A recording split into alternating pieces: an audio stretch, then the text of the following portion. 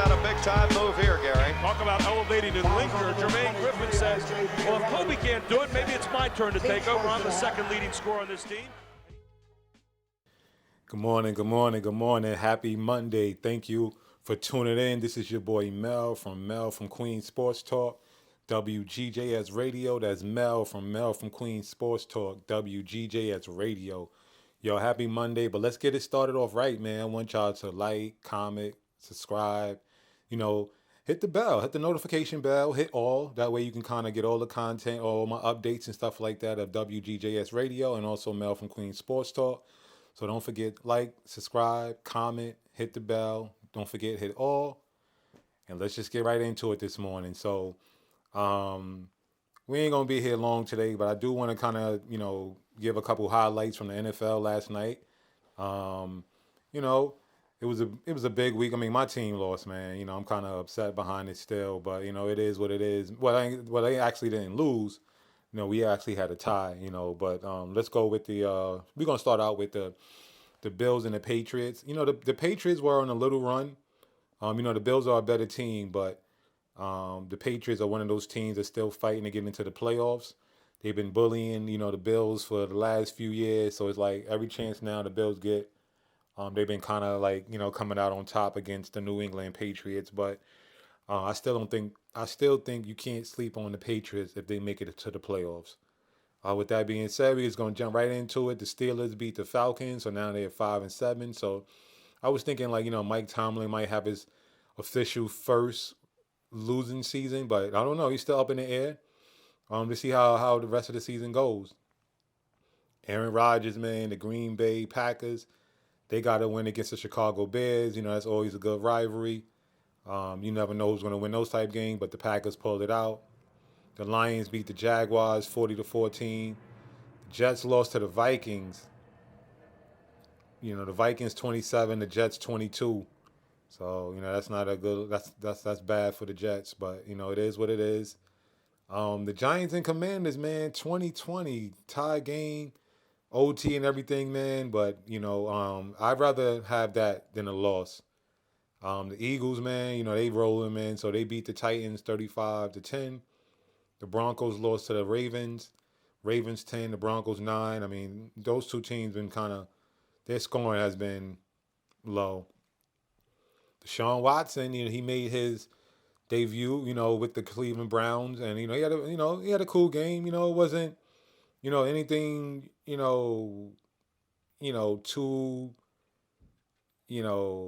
crazy. Of course, man, he haven't played in almost 2.5 years, probably close to 3 years, but he still played decent.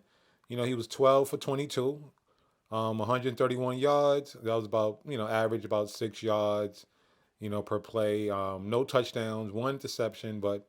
He also, showed, he scrambled 7 times, then got 21 yards. So, the big thing was that, Cleveland, they won, and that was his first game back. So, how it is, man. It's been a long time. You still got to kind of get back into game speed, game momentum. It's different just practicing with the practice squad. But once you get out there with the real team, then you can kind of judge better. So I'm pretty sure he can go back to to watch some film and see how he can kind of just continue to shake the rust off. The Seahawks beat the Rams. The Seahawks 27, the Rams 23. The Niners won again. They beat the Miami Dolphins. The Niners 33, the Dolphins 17. The Chiefs lost a close one to the Cincinnati Bengals. The Bengals 27, the Chiefs 24. And the Raiders won again, but they beat the Chargers, 27-20. And the Cowboys, man, they just demolished the Indianapolis Colts, 54-19. So, it's, Dallas and the Eagles, man, they still a threat. I knew Dallas would be a threat. Eagles were pretty surprised. I knew they would be a good team, but I didn't expect them to jump out this far ahead. But, with that being said, man, we gotta kind of stay in there, man. We gotta stay in the loop. We can't fall too far back, so see what it is. But, I always thank y'all, man, for, checking me out and, WGJS Radio, man. So, thank y'all for always tuning in. Always, I want y'all to comment in the comment section, share with friends and everything. So, with that being said, I want to get into a quick topic. Um, and this topic is, Deion Sanders. Now, I'm not going to stay on this topic long because this is not one of those topics where you're trying to drag anybody or you're trying to tell somebody what they should or shouldn't do. But I do want to kind of speak on the optics of everything, and leave it at that. I don't want to keep this shouldn't be like an everyday thing. So hopefully, a big decision came out this weekend. So hopefully people talk about it and we'll be able to move on from it. So, if you don't know, um, you know, Deion Sanders, he took the job at Jackson State University probably about 2 years ago. It probably was his third year, about I believe it was about 2 years ago, 2.5 years ago. And he said a lot of things when he took the job about building up HBCUs, and it's like a marriage from God, and so people were expecting some major things for a long time coming. Now, with that being said, we saw the impact that Deion Sanders had in football in football, because we saw that some of the top recruits began to choose HBCU teams. A couple top, even potential basketball top players, leaving high school for college. Couple players chose HBCU schools. So sports was changing because of the impact that Deion Sanders had, and I think the momentum was a great thing, and it was for the culture. So that's what a lot of times how people embraced it, But as we know, Deion Sanders was offered the job at Colorado now, so he's stepping away from Jackson State. This is his last year with them, and he had to kind of address it. And that's his right. You gotta understand. It's like he's a grown man, and one thing I do agree in which he said, you either elevate it or terminate it. So that is true. Nobody really truly coaches for forever. But some people, because of their status, because of their history, because of their experience, they tend to last at programs for a long time. I mean, if you think about coaches like Nick Saban, if you think about college basketball, like the Coach K's, the Dean Smiths. I mean, there's so many coaches that, I mean, I don't like to bring his name up, but we know how long Paterno was at Notre Dame for years and stuff. So I'm just speaking in general. When you locked in, they're going to support you and they're going to stand by you. And I think because of Deion Sanders' history, what he brings to the table, that he definitely would have. I'm pretty sure that they would have stuck by him for as long as it took. I mean, Jackson State were doing their thing, so it is what it is. But it's kind of mixed reactions from people. But I do want to say this: I don't want to call Deion Sanders a sellout. I don't like doing that because I don't think he's a sellout. Is it confusing? Yes. And then when you throw God in things, a lot of time it makes things a little bit more confusing because when you're talking about it was the perfect marriage when you came to Jackson State and you put God in it, and don't get me wrong, God can tell you to move at any given time as well. Some places you're there for a season, some places you're there for a long time, and some places you're just there just for maybe like the day, So, God can move any way He want, and it seems like that's the route that Deion Sanders is taking on his way out. But it seems like a money grab, and if he did it for the money, I'm hearing is about $5 million a year compared to what he's making at Jackson State, which is Colorado could pay him a lot more. So if he want to go for the money, it's fine. So his language did change a little bit, but there's only two things that I want to add to the situation that I think, if he want to, go and do his thing, go ahead, man, go do your thing. Nobody's knocking you. It's not a diss. You're not a sellout, but it does leave people a little confused because once Deion Sanders leaves, I believe that kind of takes away the power a little bit that the momentum that the HBCU schools, colleges were getting.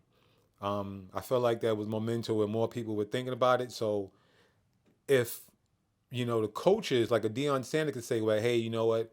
Forget about the HBCU now. I'm going to go to a higher place for more money, maybe more experience, maybe a better opportunity.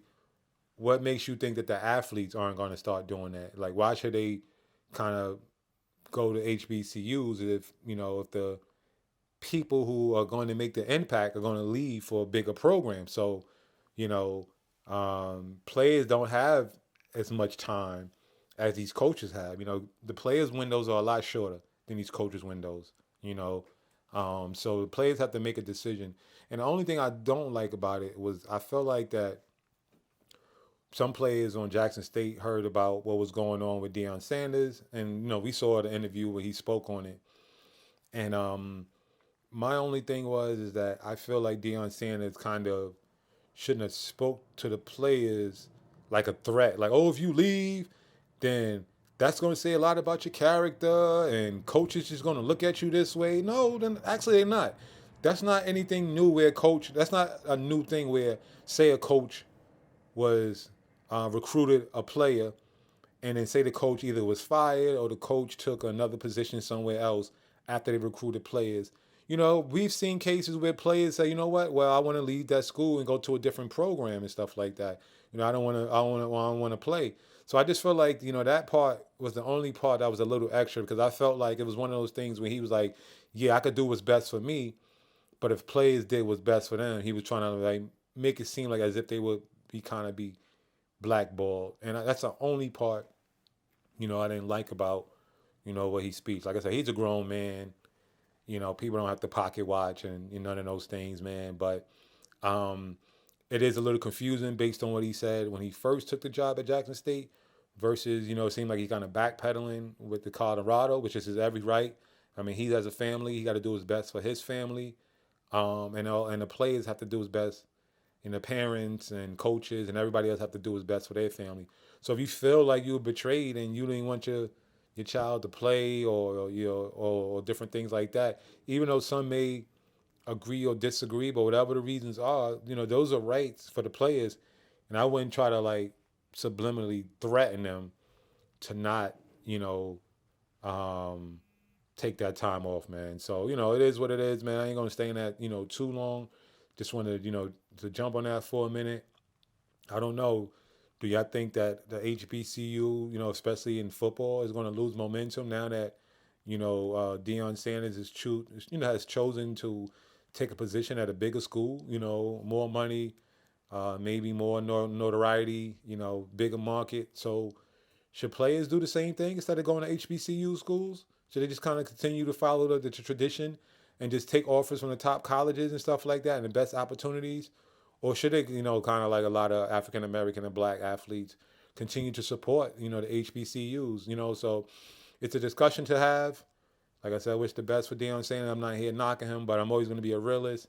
And I'm always going to kind of like, you know, speak, you know, the facts on things. So, you know, it is what it is. But, yo, thank y'all for tuning in, you know, for another Monday with your boy Mel from Queens Sports Talk on WGJS Radio. Don't forget, like, comment, share, subscribe. Hit the notification bell, select all. That way you can get all the notifications to WGJS Radio and my show, Mel from Queens Sports Talk. And once again, thank y'all for tuning in. This is your boy Mel from Queens Sports Talk.